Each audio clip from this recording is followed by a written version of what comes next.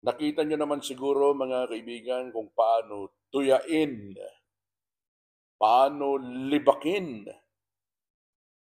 paano ginawang katatawanan ng tagapagsalita ni Bongbong Marcos. Abogado pa man ding naturingan itong si Claire Castro, mga kaibigan. Sa ginawa niya kahapon, birthday ni dating Pangulong Rodrigo Duterte, yung kasalukuyan po ang press conference dyan sa Palasyo ng Malacanang, kunyaring binati niya ang dating Pangulong Rodrigo Duterte. Binati niya ng happy birthday, kumanta pa siya. Anong gusto niya ipakita? Gusto niyang palutangin na marunong siyang kumanta. Kaplastikan yun, di ba? Isang nuknukang kaplastikan, lantarang kaplastikan ang pinakita ni Claire Castro, mga kaibigan. Sino naman ang maniniwala doon sa mensahe niya? Binati niya ng happy birthday ang dating Pangulo. For what? Matapos niyong pabayaan na mailipat sa Netherlands ang dating Pangulo, ipinagtatanggol mo ang ginawa ni Pangulong Bonget Marcos down to his cabinet secretaries. Tapos babatiin mo ng happy birthday. Sino naman ang maniniwala sa iyo, madam? Hindi ba mga kaibigan ang nasa isip ng marami kapag kagano'n, ho? Ginawa mo lang nakatatawanan ng dating Pangulo. Ginawa mong biro ang lahat ng mga nangyari sa Pangulo. Parang tinutuya mo. Ginawang katatawanan ang isang dating Pangulo ng bansa na mahal ng maraming tao. Ang patunay dyan, mga kaibigan, no?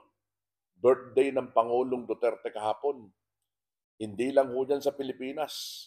Napakadami saan mang bahagi ng mundo. Ang lalaki, mga kaibigan, ng mga grupo. Ang dami ng mga dumadalo doon sa mga inorganize ho na mga pagtitipon para i-celebrate yung birthday ng dating Pangulong Rodrigo Duterte. Hindi lamang sa Pilipinas, kundi sa iba't ibang panig po ng mundo, mga kaibigan. Dito nga po sa United Kingdom, at dyan sa Netherlands, maging sa iba't ibang bansa dyan sa Southeast Asia. Nung nakaraan, meron din dyan sa Amerika mismo, mga kaibigan, malapit sa White House. Dyan sa may bahagi ng Maryland. Ganyan kamahal ng maraming OFWs ang dating Pangulong Rodrigo Duterte. Ang pakiusap lang naman ho natin, sana wag naman nilang gawing katatawanan, mga kaibigan. Wag naman nilang tuyain ang dating Pangulo.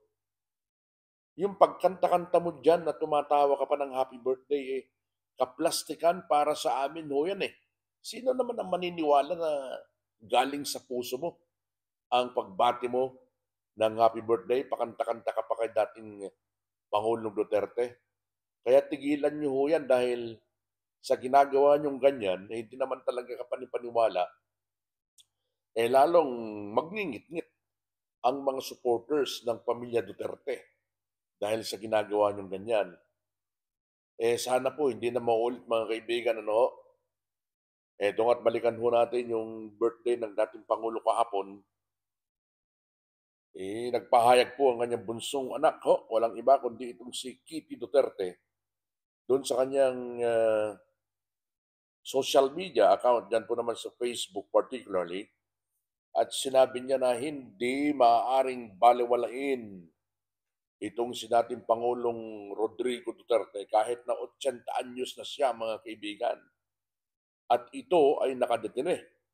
Diyan po naman sa International Criminal Court o ICC, diyan po naman sa The Hague, Netherlands. Ito po yung pinost ni Kitty Duterte diyan po sa kanyang Facebook account, mga kaibigan. At sinabi pa nga niya, sa kaarawan ng kanyang ama, pinapurihan, mga kaibigan, ni Kitty ang dating Pangulo dahil naman sa pagiging malakas, matapang at makabayan nito. Aba, hindi talaga mapapasubalian yan.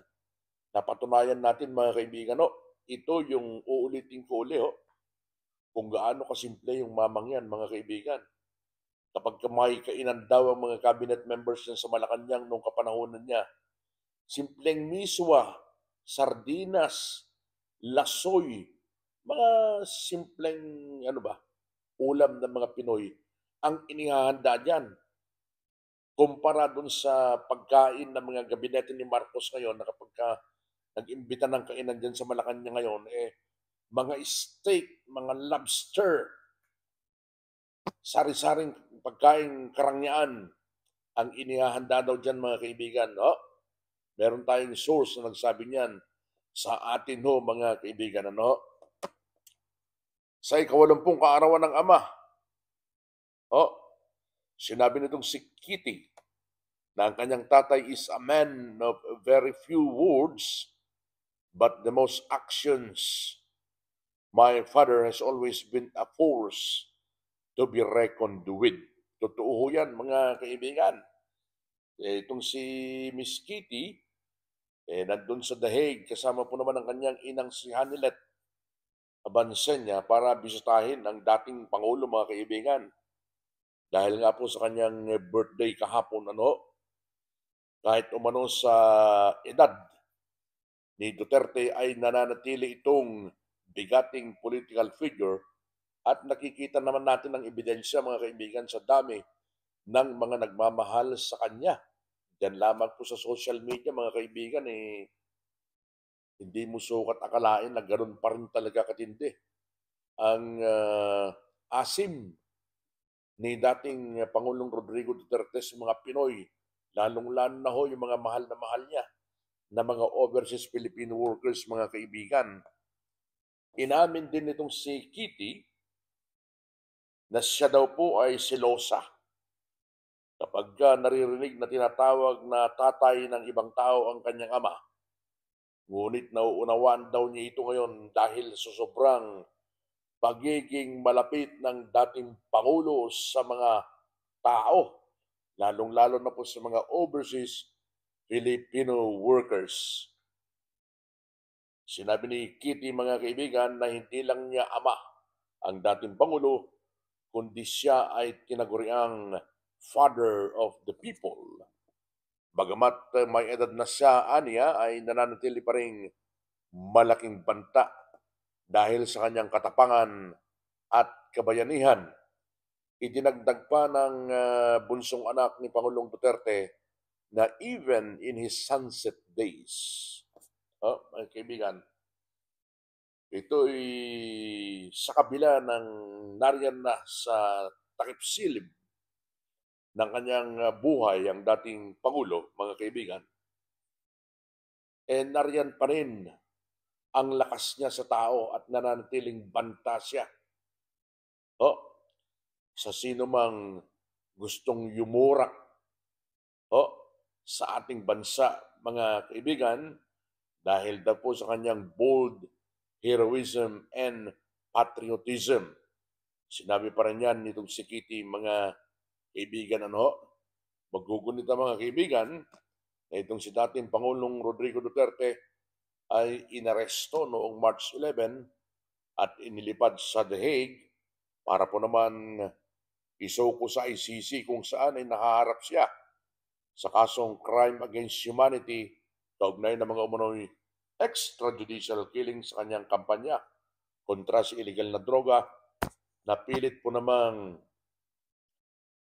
nililinaw ng mga eksperto sa batas na illegal law ang ginawa sa kanya. Dahil unang-una, yung crime against humanity ay hindi kabilang po ang war on drugs na inilunsad po ng dating Pangulo ng kanyang kapanahunan. So marami pa rin po tayong aantabayanan sa susunod na mga panahon, mga kaibigan. Sa mga hindi pa rin po nakakapag-subscribe, itong si Atty. Claire Castro, baka gusto mong mag-subscribe sa Radyo Pilipino UK channel natin. Sa mga hindi pa po nakakapag-subscribe, mga kaibigan, baka isang subscription lamang po maligaya na tayo. Saan man po kayo naroroon, anong oras man po dyan sa inyong kinaroonan, isang magandang oras po sa inyo mga kaibigan, isang blessed Sunday, isang subscription lamang po. Thank you. Bye!